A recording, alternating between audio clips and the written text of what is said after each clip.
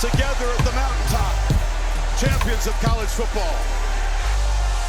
What is going on, everybody? Welcome to a Combine recap episode of the Coach and the Couch Potato, brought to you by the Barn Baseball and Softball Academy, Cornerstone Home Remodeling. As always, I am Jeremy the Couch Potato with a piece of black speckle on my shirt. Opposite side of the screen, we got Coach Slate.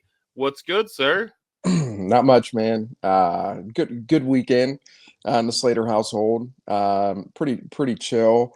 Got to do some. Yeah, I've got to face it, man. I'm a cheer dad. You know, that's my life. The girls took part in the Ohio Wesleyan cheer camp this past Saturday, so that was fun for them. So we got to go down and see some performances. That was good. And then Friday gymnastics competition for Willa, and so. Yeah, man, that's just that's become who I am, and so I just got to embrace it. It's uncharted waters for the Slater family, and so we're ready to go down that path, man. How's everything with you? Good. Hey, there's nothing wrong with that. You know, people don't understand the grind that Oh my is gosh, like competitive cheerleading and stuff. grind. You know, we were talking before we came on. You know that. Kalahari this weekend for gymnastics. Yeah. But like that's a huge event, and that facility is massive. Yeah. But it's a grind. You know, the girls work their tails off. Yes, they do, man. You know, it's no different than basketball, baseball, football, soccer, whatever. You know, it's a craft. So Yeah. shout out to the young ones that are grinding out, especially the Slater girls. Good weekend over on this front too. Went quick. Little impromptu trip to Fort Wayne yesterday. Quick, but had to deliver a bowling ball. You know, go figure. Sectionals this coming weekend, so we'll see.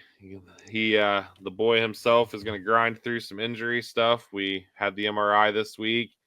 But yeah, pretty low key. Went fast though. As you know, we're here and ready to roll. Yep. So, yeah, but speaking of this weekend, starting on this past Thursday, NFL Combine kicked off in Indy, which kind of really is the catapult into draft season. Yeah. You know, the NFL draft, April 24, 25, 26. I think it's really cool what they've done with the draft, moving it to different cities. This year it's in Green Bay. Yeah. Should have good weather in Green Bay by that point. And obviously for the Buckeyes, it's kind of a weird situation. You know, we've talked about all of the effects that the calendar had on the program going forward. One thing that's overlooked is the effects it has for these guys. Oh yeah, no doubt about it.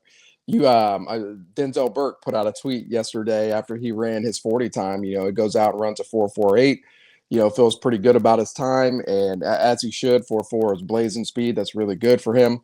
And then, you know, he tweets out, you know, not bad for only 3 weeks of training, you know. So it's like we forget, like it was just a little over a month ago that they were playing in the national championship, and then they have to flip the switch. And so you want to allow your body time to rest, because it's been a 16-game season and it's a grind. And now you got to turn it around and be like, okay, now I got to prepare for my future. And so, yeah, man, it definitely changes the calendar. I was listening to, I forget who it was. Oh my gosh, I want to give them credit for this. It was our guy Jake Burns on the Buckeye-Film-Breakdown, and they were talking about how the NFL just needs to make, you know, the combine like the start of the calendar year, where they can do all the legal tampering stuff and where the bidding and everything could happen, and then that way you could kind of push back the draft and have the, you know, pro days be more of the focus for the kids. And so I'm like, man, yeah, that's not a bad idea, man. So yeah, this is it's definitely a change in the calendar for sure. Yeah, I like that idea a lot. I mean, let's be honest. Pro days are where everything is focused anyway. You know, Cam Ward didn't really participate. Shador didn't really participate. Will Howard, you know, I guess we'll start right there. You know, Will Howard had arguably the most to prove at this combine. He had a lot to gain. You know, we had Pat McAfee out there almost serving as state's media the other day. Talking about Will Howard in the parking lot throwing at 11 p.m. at night. That got out there for a reason. Let's be honest. Yeah. Will Howard, okay, he ran, I think he ran the 40. Broad jump, mid, vertical jump, mid.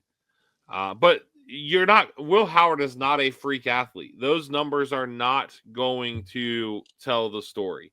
Yeah. If Will Howard comes out and jumps like 36 inches, then ears raise, I guess would be the easiest way to put it.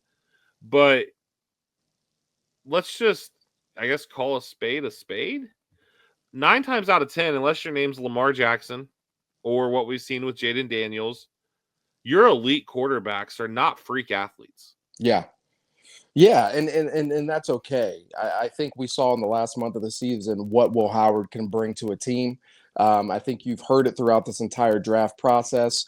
If you listen to other Buckeye podcasts, you hear about the way, the coaching staff and the players just rave about the leadership intangibles that Will Howard has. And so I think when you think about him, you think about those things.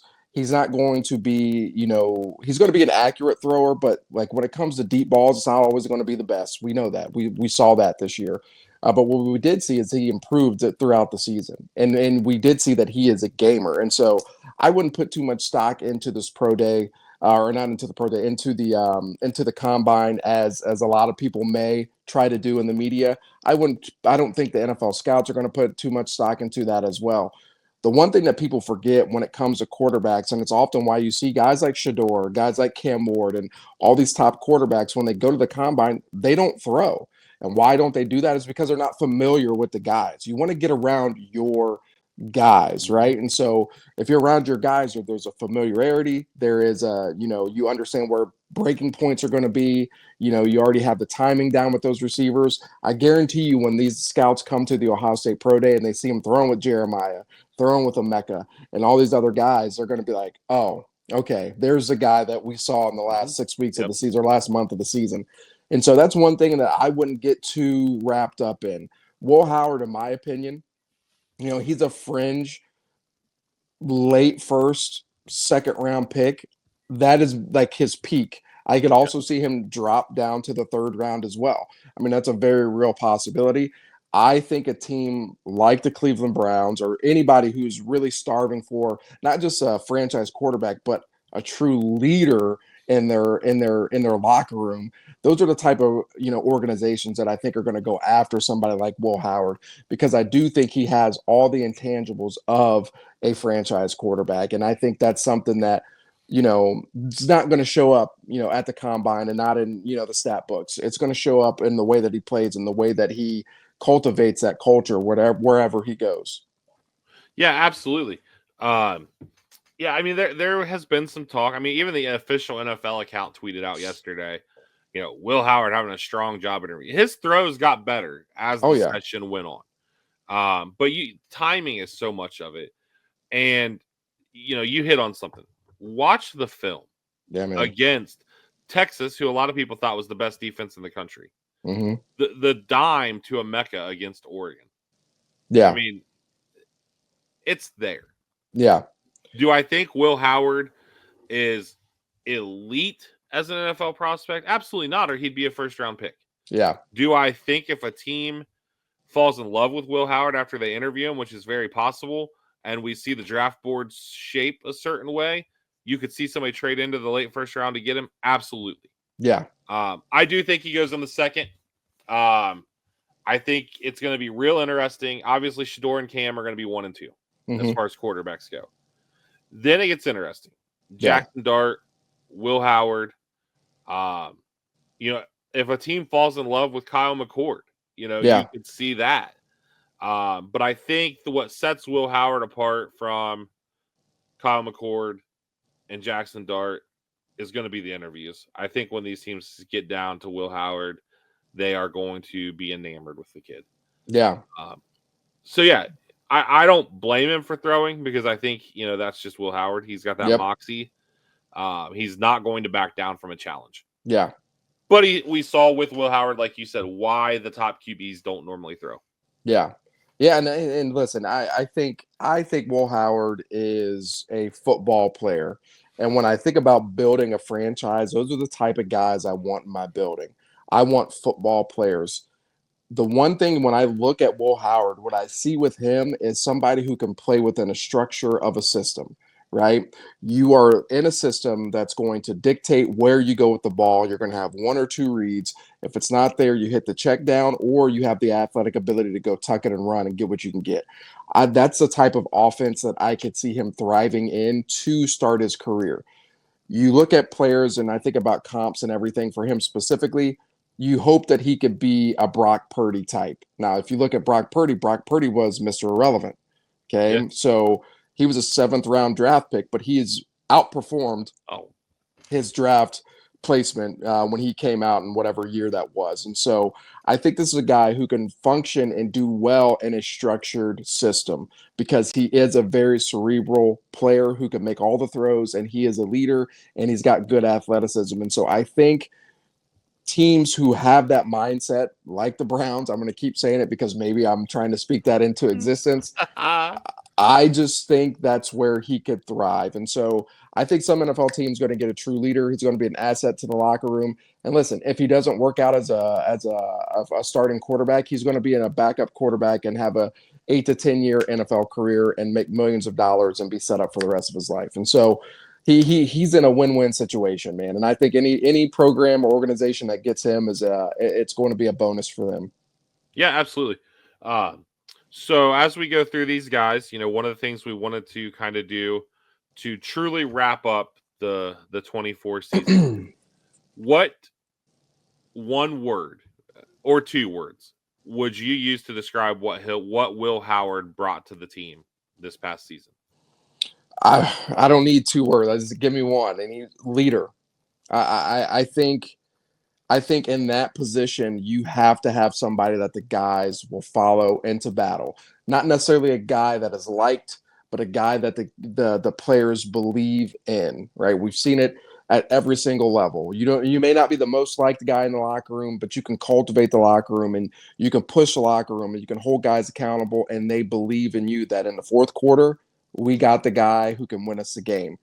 That's what I saw with Will Howard, right? That last month of the season, that is what we saw. So I just think of the word leader, and it just reminds me of what JT Barrett was for us, right? I was confident. He may not have been the most talented quarterback that we ever had, but I was confident that JT Barrett could go out and win us a game. He was going to do whatever it took to go beat Penn State that year, regardless of how far we were down, right? The definition of the leader. So that's what I think of when I think of Will Howard. Excuse me. I like it. Couple of guys who made themselves some money this weekend. We've talked about them in tandem all season. So why stop now? Travion and Quinshawn, who both not only did the vertical, the broad jump, the full regiment, they ran the 40. Yep. Which, 3 weeks of prep, the 40 is yes, God-given athleticism and speed, but it's so much technique. I never really bought into that until talking to our guy Bryson Lawrence when we worked together. Oh yeah. When he began doing the personal training side of life. And, he was talking about a kid who we knew was a baller, but his 40 speed sucked because of technique. So Trey goes out, runs a 4.43. Mm-hmm. Quinshawn runs a 4.48 at 221 pounds. Yeah. That's a big man running real fast. Yeah, man. That's the one thing that I always noticed about Quinshawn this year. His short area speed and his explosion is elite. What we saw in the national championship, where he kind of got hawked a little bit because he was tired, right? It's later on in the game. But that top end speed is where I think him and Trey are kind of different. Yeah. But the fact that they both went out there and ran 4.4s, like that is phenomenal. I honestly thought Trey, and I think if he runs at his pro day at Ohio State, I think he'll get down to the high 4.3s.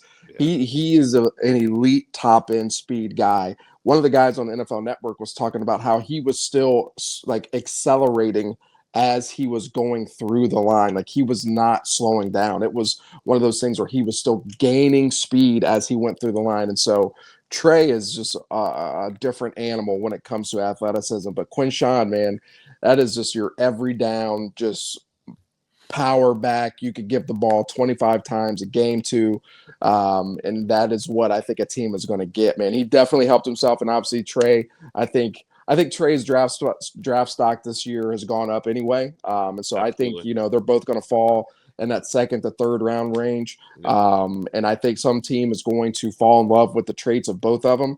The one thing I worry about with Trey, is Trey going to be an every down back? Right? And can he function as that in the NFL? You saw when he was at Ohio State, he dealt with some injuries. I do think he can be a guy who gets 15 to 17 carries a game, and you get him the ball out of the backfield in the passing game as well. He reminds me a lot of Tony Pollard, right? When Tony Pollard was with Zeke in Dallas, I think that's like the perfect scenario for Trey, where he could just be an elite person in that role. I think Quinshawn is like your workhorse back. Yeah. Like, hey, again, Cleveland Browns, clear my throat a little bit. You're gonna need one. Yeah, that is like the workhorse back that's going to go get you 4 or 5 every time he touches the ball. And so they definitely helped themselves this weekend. Yeah, absolutely. And Quinshawn had an 11-foot broad jump, which, for a running back, you're like, what does that mean? That's leg strength, man. Yeah, man. That is like I've seen some people kind of say Trey is like that Jahmyr Gibbs style. Yeah. But I'm with you. I think Quinshawn, a team that needs a starting every down guy, whereas you could see Trey go somewhere, I don't know, let's say just throw out like Green Bay. They've got Josh Jacobs, who's your every down guy. Yeah. You bring Trey in as a change of pace guy. But I'm with you. Second, third round. I think if both of those guys are there still in the third round, it's a travesty, and I don't think they will absolutely. be. Yeah. I mean, obviously, Ashton Genty is going to be the first running back taken. Yeah. And Ashton Genty is really, really good. And then Amarian Hampton, who is good, but I don't know that he's head and shoulders above these two. Yeah, I don't. Especially, look at again what these guys do, and like you hit with Travion and that top end speed. But I'm with you. I think he'll get to 4.3 at OSU. And we'll see what happens. As far as what those two guys bring, I think for Quinshawn, I'll take Quinshawn and say grit. I think Quinshawn brought a lot of grit and moxie. That is something this team needed. And I'll let you take Trey. Yeah, man, and I know this is like a super cliche because he's a very faithful individual.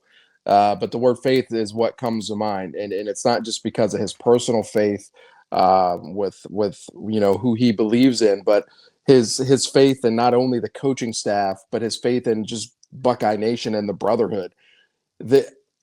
There was I think about how ridiculed he was the year that he dealt with all those injuries, right? He had the great freshman season. Everybody's like, okay, this is the guy. And then, sophomore, junior year didn't really pan out. They talk about what has that class really accomplished. And he was kind of like the catalyst for that class. And then you talk about him talking to, Coach Day about coming back. Coach Day talks to him about bringing Q in, and he had faith in Coach Day and the process, and he stuck to it, and it paid off for him. So I think Trey is the ultimate Buckeye. So faith is the word that I would use to describe him. Yeah, and man, like I've said before, I am not an overly religious person, but what Travion, Emeka, and JTT brought to this team with that, I think was a lot of why they were successful. Yeah. So Emeka, just did the interview process, didn't participate in anything. Which again, we've seen so many times a guy not ready to go run a 40, runs a 40 at the combine, pulls a hammy. Yeah. Now pro day is in jeopardy. I still think Emeka goes round 1. Mm-hmm. I don't see a world in which he doesn't. I don't know. What are your thoughts on him? Yeah, man. Listen, I am a big fan of slot receivers who are just tough and physical guys. One of my favorite players ever. I played with at Urbana University. He's a Michigan fan, and that's the saddest thing ever about him. But other than that, his name was Ian Eiler. This dude was just tough, right? Line up in a slot, could catch everything, go in the backfield, could get the ball, and he would just take hits, and he would just get back up, come back to the huddle, and he was a true leader. When I think about guys at that big levels like Ohio State that are able to do that, and then the NFL, like Emeka is the epitome of what that is. And I think those guys go on to have the long, successful NFL careers, and they Absolutely. quietly catch 10,000 yards in their career, and nobody really, it just kind of goes under the radar. He may not get into the Hall of Fame, but everybody talks about how great of a career that he had. Those are the guys that I think, the Amon St. Browns with the Detroit Lions. That's who I think Emeka closely resembles. He's a little bigger than Amon, but his game is very similar. And so, dude, I just think to be the leading, reception leader in Buckeye history, but you were never the number one receiver on your team shows That's wild. an endless amount of humility. Number one, and number two, I think that just shows that he's ready. He's played a lot of football. He is ready to thrive at that next level. I will be absolutely frustrated if he is not a first round pick. This is a Yeah. guy who needs to be playing for a team like the Pittsburgh Steelers, and I know that would suck for us Browns fans, but he needs to go to a place where the motto is toughness, because that's what he embodies. And so I think, man, he's one of those like surefire, bust proof prospects. I think he's going to have a very, very, very, very solid NFL career. Yeah. It would stink, but I see him as a Steeler, like you said. Yeah. I don't know why. And we have made no bones about it. We are Browns fans, but I am a bigger Buckeye fan than I am a Browns fan. Yeah. And I'm going to circle back to Will Howard real quick, because I made a Browns fan angry this week when I said the Browns don't deserve Will Howard. I am just at such a wit's end with that franchise. Yeah. But we'll see. So then we go to our offensive line guys. Donovan Jackson did do position drills. Did seem like he might have tweaked something in one of them. They said that the trainers were looking at him. But obviously, he'll do all the other tangibles at Pro Day. I could see Donovan Jackson sneaking into the late first round based on what he did, showing that flexibility to play tackle. But, oh my gosh, absolutely. I think I'm looking at position rankings right now, and so let's see, NFL mock draft database. After the national championship, let's see, they updated this on February 1st. They moved him up to the number 39th ranked prospect in the entire draft. I think what he did was selfless and truly betting on himself and betting on the coaching staff that they were going to make sure that he was ready to do that. And I think when you think about what a Buckeye is, that is exactly who DJ showed that he was this year. And he not only, was rewarded with a national championship, but he was rewarded with the drastic increase in his draft stock. Right? There's stories out now that the national championship's over. Jack Sawyer talked about a player who had told them that he was going to go to the NFL draft last year after his junior season. That player was Donovan Jackson. And then Donovan Jackson randomly shows up in the hallway at the Woody and tells Coach Fry, "Oh yeah, I'm coming back." Right? And so that was a huge turn of events. Side note, if you guys, we try to give credit where credit's due on some Buckeye podcasts. The Podcast Daily, Birmingham Awesome Ward, Bill Landis, 24 Ever. If you guys go listen to this last episode with Justin Fry. Phenomenal. It is phenomenal stuff. Oh, dude, it's so good. It was right after Justin Fry got hired as the Arizona Cardinals head coach. So he's kind of letting more stuff go. It's really good. Side note, sorry. But I think they're phenomenal. But I think I think Donovan Jackson has just done a really good job of improving his draft stock by showing that versatility. And I think, you're going to have a question now. Is he a guard? Is he a tackle? Is he a right tackle in the NFL? Because he is that athletic and he showed that he can do that at a high level. And so, listen, I think that some NFL team's going to, in the late first, early second, mid second, is going to get a really good player. It's going to play in the league for 8 years and have a phenomenal career. I think this guy is a really good ball player, man. And I'm happy for him, man, because it's not an easy thing to do, to trust your coaching staff to say, like, hey, you haven't played left tackle at all, but we're going to start you at left tackle, and we're going to start you in your first game against Abdul Carter, who's going to be a top 5 draft pick. And he just went out and did it. Right. And so, he bet on himself, man, and it's going to pay off for him. So shout out to Donovan Jackson. Yeah, I actually just looked at a mock. Bucky Brooks has him going in the first round to the Lions. There we go. That'd be a good spot. Yeah. Oh, yeah. Jonah Jackson had some success there. Yep. Taylor Decker's still there. And as far as a word for him, you hit it. Selfless. Yep. I don't think there's anything better there. Couple guys who were unable to go through any drills if they wanted to because of injury. Seth McLaughlin and Jimmy Simmons. Seth, obviously came into the year under a microscope because of what, he looked like the last time on the field for Bama. And goes on to win the Remington. No big deal. This dude, man, I love the kid. I don't, centers are just grinders in the league, man. Guys you've never heard of are the best centers in the league. Yeah. But I think Seth will be all right. I've got him going somewhere on day 3. Yeah. But yeah, what do you, I know you're a huge Seth guy, so kind of close the door on Seth's year for us. Yeah, man. For me, Seth is just, the one thing I can think about with him is blocking out the noise, right? When he was at Alabama, I want people to understand something. You don't play as a true freshman or a true sophomore under Nick Saban unless you're really good. And by the end of his sophomore season, he was a full-time starter at center. So I really want people to understand that. He started for almost 2.5 seasons for Nick Saban at Alabama. Before all the snaps, he was a very, very good center, right? And then he gets hit in the face with all these things that he cost Alabama the Michigan game. He's got death threats. He's got all these things going on. He decides to go into the portal. We decide that we're going to take him. And Buckeye Nation was like, what the heck are we doing? Why are we taking this guy who can't snap?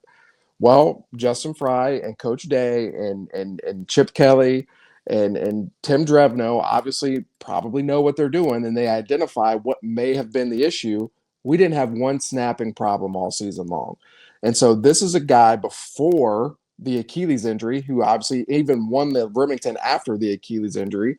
This is a guy who was probably going to still be a day 3 pick, but this is the type of guy that is going to be on an NFL roster for a long time, right? A very cerebral guy. He's pretty freaking athletic. He can make all the calls, make all the checks up front. And those are just the type of guys that you want leading the charge as a center that can tell everybody what their job is. And it's just an extension of having another coach on the field. The one thing that I love about Seth, and this is not a knock on Jimmy Simmons by any means, when Jimmy got injured, Jimmy left because he wanted to go get prepared because he's probably going to be a surefire top 20 draft pick. Totally get that. Seth decided, hey, I've been here for 10 weeks now in the season. I'm going to stick around. I'm going to see this through. And then he helped pretty much coach those guys as he went through the rest of the season. To me, that says something a lot about Seth. And I'm not knocking Jimmy for what he decided. Listen, if I had millions of dollars on the line, I'd probably go do the same exact thing, right? But I just think what Seth did in that moment to wheel around and be an extension of the coaching staff, always be in good graces in my book, and he'll forever be a Buckeye. He'll land on a roster. He probably miss his first season. Obviously, Achilles injury is pretty serious, and so he'll probably miss his first season.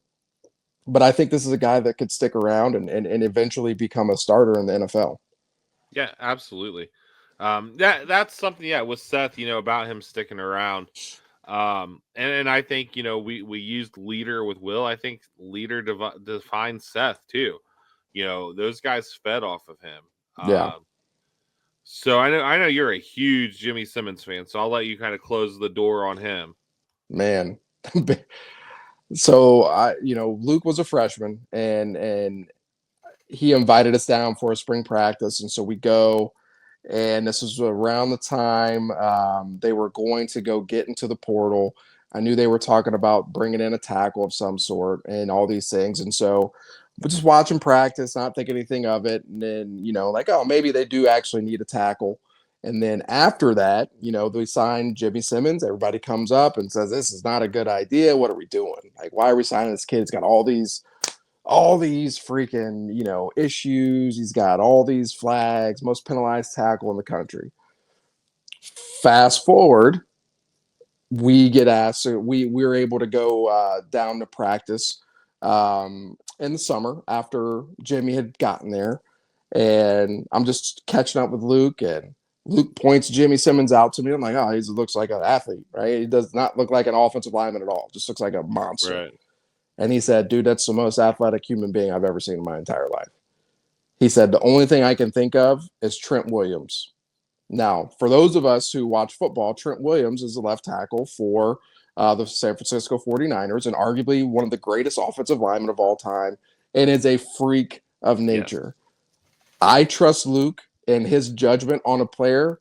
And so if he says he's Trent Williams-like, I think he's Trent Williams-like. And so the fact that he tears his patella tendon or whatever he tore and is still being talked about as a top 20 pick, that lets me know that he has got all the traits to be an elite left tackle in the NFL.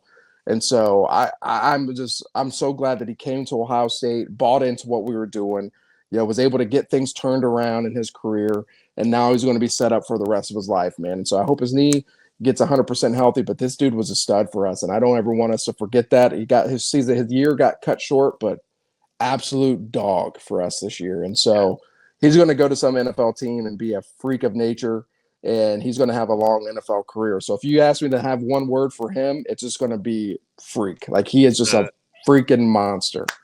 Love it. So yeah, we'll pivot to the defensive side of the ball, where it was a little more active. Start with a guy who, again, probably made himself some money. Tyleik Williams. He didn't do any of the measurable drills, but he did all the position drills, and his cone stuff was bonkers. We always talked about the twitch that he had. He showed it. I've actually just been scrolling mocks while we're doing this, and 2 of the 4 I looked at have him in the first round. Yeah. I think he's a second round guy. He was fun to watch, though, man. And this is a kid who, imagine if we would have had Michael Hall again this year. Those two would have been insane. Yeah, that would have been pretty nasty. Yeah, watching Tyleik in those position drills, gosh, man, it's just it just shows you that these guys are the best of the best. I mean, to be 320 plus pounds and to be that nimble on your feet, like, that's not a normal thing. No. That is just that is not something that is normal. That is just a God-given ability that he has. And I think he's just going to be a really good player. I hope he sinks into that first round, because I do think he's a first round talent. Even this year, he played on a banged up ankle pretty much the whole entire season. But you could see the difference when he was in there and when he wasn't in there. And so Tyleik is one of those players, man, that we will miss him next year as Buckeye fans. Absolutely. And that's not he's got, those are big shoes to fill. And so I think some NFL team's going to get an absolute monster, because he's just a game wrecker, man. He can eat up the A gap. He's not going to get moved. He almost commands a double team every time he's out there. He's violent with his hands. He's got a very quick first step. He's got all the things that you want in a shade nose guard. And so I just think he's got all the ability in the world, man. And I think if he could stay healthy, an NFL team is going to have somebody that's going to be with them for a long time. Yeah, and I think our word for him we could probably almost agree on is twitchy. Yeah. Yeah. Probably the most unheralded guy on this defense is Ty Hamilton. Oh, yeah. He did position drills as well. He's not going to kill you with the numbers. He's just a grinder. I've got Ty as a day 3 guy. But I know, obviously with you being our defensive guy, what do you kind of see in Ty? Yeah, when I watch Ty, he, like you said, grinder is a great word to use. He's very, technically savvy. Like he understands the technique that Coach Johnson was teaching them, and he knows how to apply it exactly to the field. He plays extremely violent with his hands. You look at his arms. I mean, he's got some of the biggest arms you're ever going to see. I mean, this dude like just lives doing bicep curls or something. But this is a guy who has extremely violent hands at the first point of attack. And as a defensive tackle, specifically a 3 technique that he'll likely be playing, that is one of the things you need. You need a quick first step. You need violent hands. And with those violent hands, he's able to create penetration. And so I think this is a guy who could eventually develop into a rotational guy at the NFL. I think he, like you said, an unsung player for us this year. He was very steady Eddie. It was one of the things that we always like to say, for us over his entire career. And so it's going to be pretty cool to have him and his brother both in the NFL at the same time. Devon Hamilton, just signed a big contract with the Jaguars, I believe, last offseason. Yeah. And so, Ty's going to be following up, and it'll be interesting to see where he goes. But, I think he's a guy who could land on a team, maybe not crack, the 53 roster right away, but he could work his way into being a rotational guy in the NFL and have a good career, man. I think he's a good player. And I think he's a good player. I just don't know what round he'll go, but I do think day 3 will likely be the best spot for him. Yeah, absolutely. You get into day 3 and it's a crapshoot. Like the way I look at it is, guys are going to go in the 4th round that a lot of people thought would go in the 7th round and vice versa. So that brings us to Captain Buckeye. Jack did the position drills, didn't do the 40 or anything like that. That's a dude that's got something to gain when he runs the 40. I mean, he's not going to wow you. He's not going to be Micah, Abdul Carter, those guys. But that's not his game. I think Jack's a 2nd-round pick, though. But, what drills do you think will help him showcase what he brings? Well, the one thing that I was very impressed with, and I was glad that he did it, is he did linebacker drills as well. He went through linebacker drills at the combine, and he was very fluid in his movement, which is great. You're talking about a guy who is a traditional 4-3 defensive end, but he's 6'4", 260 pounds. So you look at a team that may run a 3-4 with a true stand-up outside backer that's rushing the quarterback. He can be that as well. And so that is one thing that I was very happy to see him do, was to do those linebacker drills. I think Jack is just an absolute workhorse. I don't even have words for the type of effort that he gives on each and every single play. It's almost annoying how hard he plays, right? If you're an offensive tackle, it's just like, dude, this is like, he's just not going to stop. And so those players always find a way to make it in the NFL. You think back, and I know this guy just went in the Hall of Fame, but I think of like a Jared Allen, right? A longtime defensive end for the Vikings, who was a very good player, but he was just an absolute workhorse of a football player. And so I think Jack's going to be that type of player. I do think a 2nd-round grade is a very good grade for him. I think he is just position versatile enough with the defensive end, outside linebacker stuff that more teams will be able to look at him. But I think if wherever he lands, he's going to be a day 1 rotational guy, eventual, multi-year starter in the NFL who's got, averages 7.5 to 8 sacks a season. He's that type of player. And his effort will always put him over the top. And so there are some people who were comparing him to JJ Watt. I'm not going to go that far, because JJ is on another level. Yeah. But that potential is there. And so I think Jack's got a huge career ahead of him. Yeah, and you used the word workhorse. I think that's perfect. JTT did not go through any drills. Um, and he's another guy. It's really funny to look through this defense, and you might have one, maybe 2 first-round picks, but they're both going to be late if Tyleek and Jack both get there.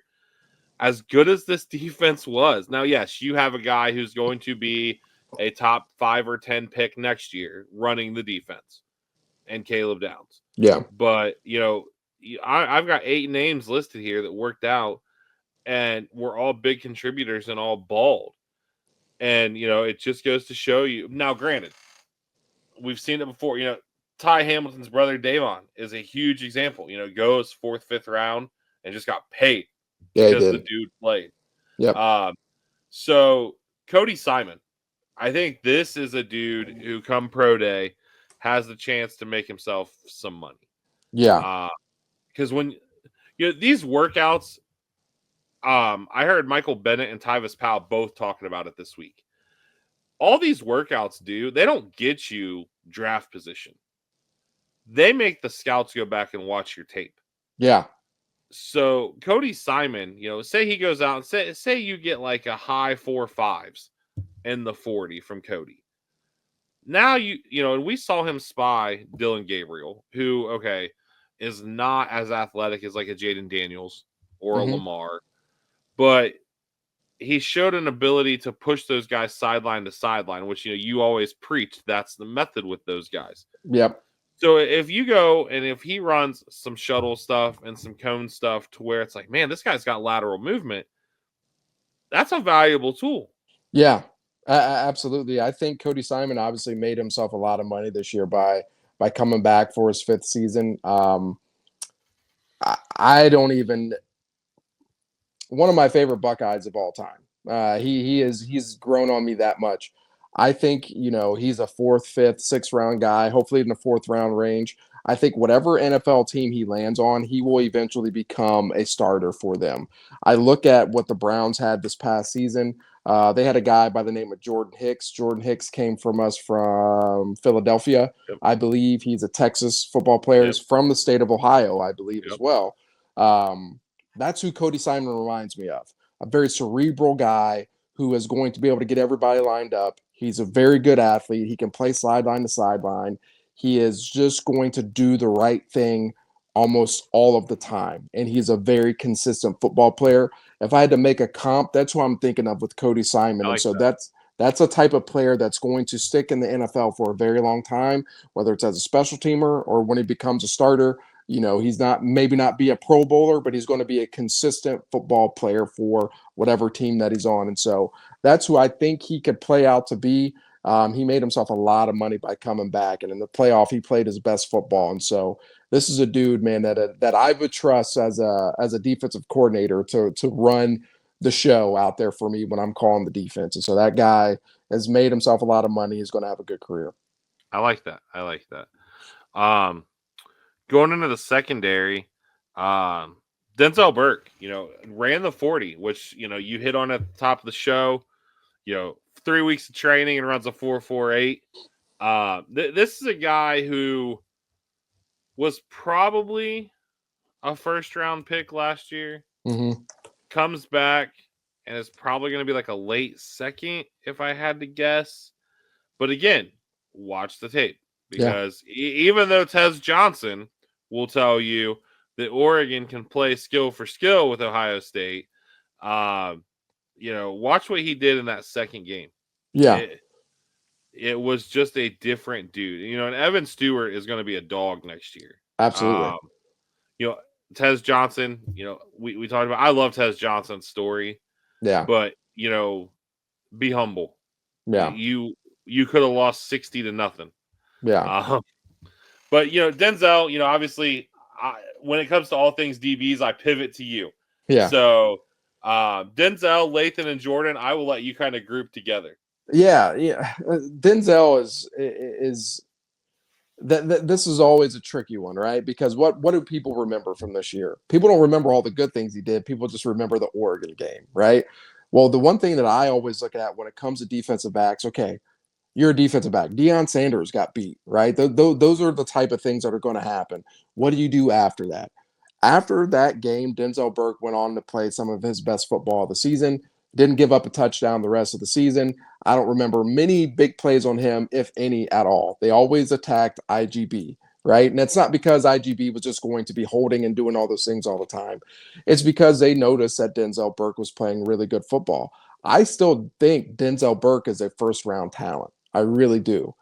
I just think that his draft stock may have fallen a little bit because people have become enamored with that Oregon game because they were going up against Evan Stewart. They were going up against Tez Johnson and Terrence Ferguson at tight end, NFL talent, right? And so his draft stock may have fallen, but he's going to have a first round grade by a lot of GMs.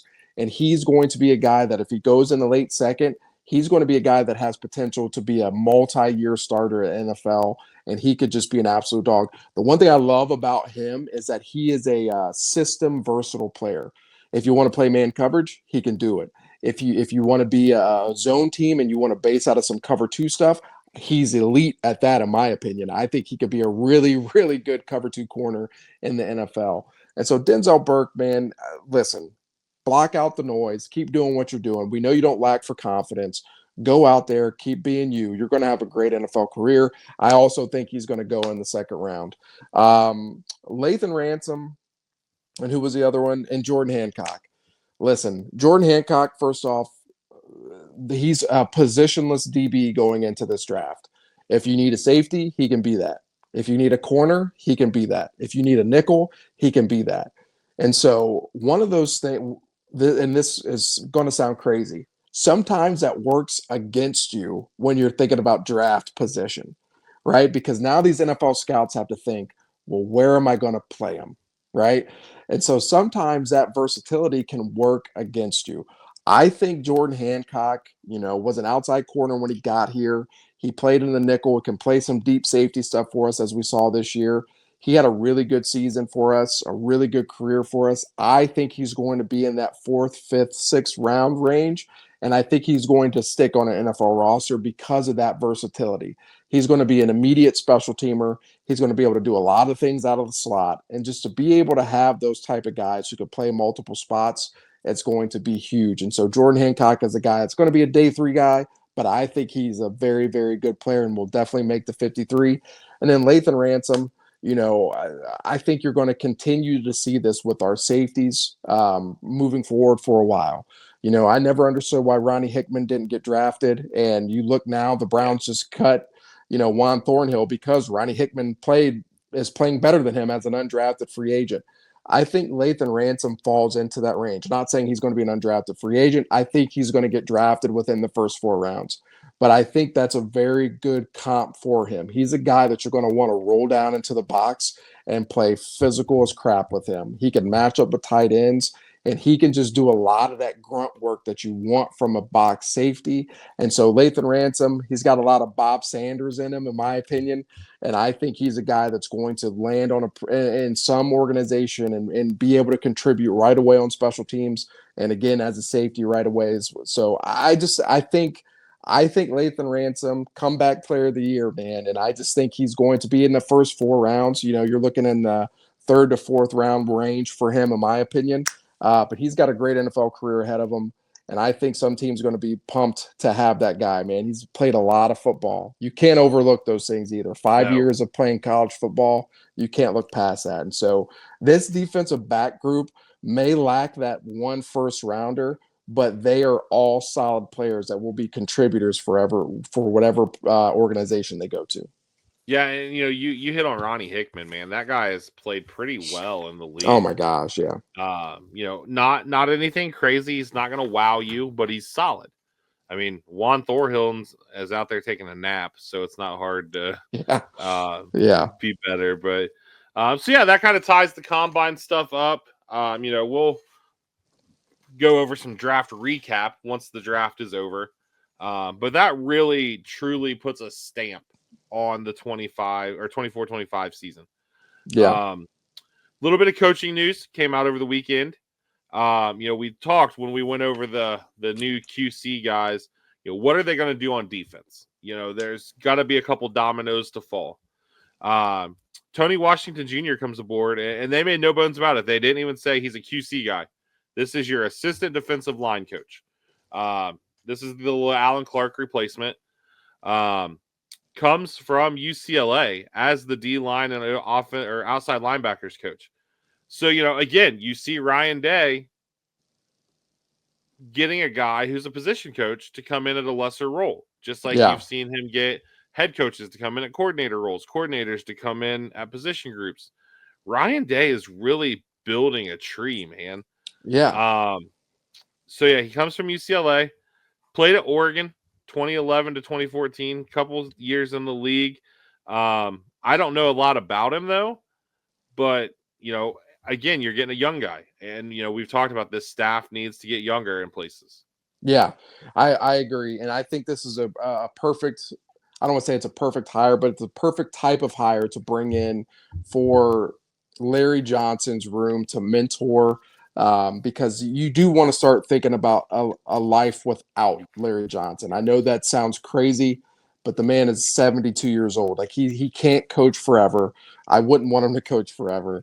And so we've got to start thinking about a life without him. Okay, well, what's one thing that you can do? You can bring in a young coach, right, as the assistant D-line coach, and you can ensure that he stays for 2 or 3 years. And then once Larry Johnson decides it's done and you go hire his replacement, now you have a constant in that room still, in Tony Washington or whoever that young coach would have been. And so I think this is a good hire. You get a young dude who played in the league. That is a huge bonus as well, right? One of the big things for Alan Clark that always worked for him is that he trained all these NFL players, right? He trained all these NFL players, worked on them with their pass rush moves, and that always boded well for him. What players are going to love about this guy is that he played in the league. And so that is something that is going to work well on the recruiting trail when they get the recruits on campus. And so I think this is a good move. And like you said, building a tree, unlimited coaches that you can have now. So it'll be interesting to see how much these guys are getting paid, how much they're being allocated, for these type of roles, because that will give you an idea of where Ryan Day's head is when it comes to filling out these positions. And so I think this is a good move by Coach Day. Yeah, absolutely. I will be excited to see what we, do to kind of round out that, part of the staff. But yeah, that kind of surmises the, stuff we wanted to talk about. Real quick, a couple of local high school athletic shout outs. Have to start with Marion Harding freshman Divine Reynolds wins a state title today in the balance beam in gymnastics as a freshman. Yeah, man. Put her name on the wall. Yeah, man. That's crazy. Listen, so Willa is they train in the same building at Mid-Ohio, right? So we get to see Divine in action almost every single day. Number one, she's, Lim Reynolds' kid, so we know Lim was freak of nature. Yeah. Right? And we know Misty, his mom, her mom was a freak of nature as well. So very athletic family. But some of the stuff that she does, man, I am just like dumbfounded when I watch it. And so Rob McCurdy, shout out to Rob McCurdy from the Marion Star, shared her balance beam routine on Twitter today. And the difficulty level of that, man. Oh my gosh. Shout out to Divine. So proud of you. That was so awesome to see. Marion Harding up there representing the guys. I love seeing all the Marion County schools get people that are going to these state competitions and placing and winning and all these things. And so she also got third on the vault as well. So so she's going to be up there on that wall, man. And so I'm excited for her. That was a big deal. Yeah, that wall holds a special place. And then shout out to the Pleasant Boys bowling team. Defending state champions go down to HP Lanes yesterday. Qualifies the 4 seed. Not a a rough showing by any means in qualifying. There was just some monster numbers shot. End up, sweep the first round. Then they have to bowl the 4-time state champion Coldwater Cavaliers, who were the number 1 seed. So you bowl 5 in a team competition, and all 5 Coldwater kids were all Ohio. So 5 in the top 15. Wow. Pleasant takes them in 5 to make it to the state title match for a chance to repeat. Wow. Pleasant comes out, and in the bracket, it's all Baker games. So each kid bowls 2 frames. It's kind of hard to string big scores a lot of times because of that. Yeah. Pleasant comes out game 1 of the state championship match against Ben Logan. Pops the 300. Wow. We get to game 5. Pleasant shoots 257 and loses. Oh. Because Ben Logan shoots 270. Oh my gosh. So Pleasant finishes as the state runner-up after winning the state title last year. Wow. So shout out to those guys. I mean, I've been to that heartbreaking loss. Jaden's junior year, we shot 245 game 4 and lost to Centerville, who shot 260 in the state title match. Wow. I don't know that we beat Centerville in the 5th game because they were loaded and they are coached by the GOAT, Andy Parker. But, just if we could have got to game 5, anything can happen. Yeah. So, shout out, good weekend for Marion Sports. You hit on Rob McCurdy. Shout out to our guy, Carson. We've given Carson some shout outs a lot lately. This past week, we had Riley Pettijohn and Tavion St. Clair liking our posts. Yeah. That's awesome. It's just cool to see. Yeah, man. I also am going to tell a quick shout out story. Guy I went to high school with is a Michigan fan. Is getting ready to go to Honolulu, Hawaii to work on a cruise ship. So he's selling cleaning his house out. And I get a text from him on Monday. I was having a very Monday. And he's like, hey, what's the address of your office? And I'm like, I give it to him. He goes, I've got something for you. And I didn't know what to expect at this point. And he walks in and he takes out of his duffel bag a game-worn Rod Smith Cowboys jersey. Okay. And he's like, I thought you would enjoy it more than me. Yeah. It's got the Prova patch and everything, which the Cowboys use. Emmitt Smith owns part of that company. Yeah. So yeah, shout out there. Just kind of, we're all about the kindness and the paying it forward. And I got a random act of kindness this week. Oh, that's awesome, man. That's awesome. So yeah, that just wanted to share that. Even absolutely. Michigan fans have some good in them. Some, yeah, a little bit. Any shout outs on the Slater side of life this week? No, man. I got a baby that's crying upstairs, so I got to get ready to get off here. All right. Well, with that, we will see you guys next week. Shout out to the Barn Baseball and Softball Academy and Cornerstone Home Remodeling. Anything happens this week, we'll pop an episode up.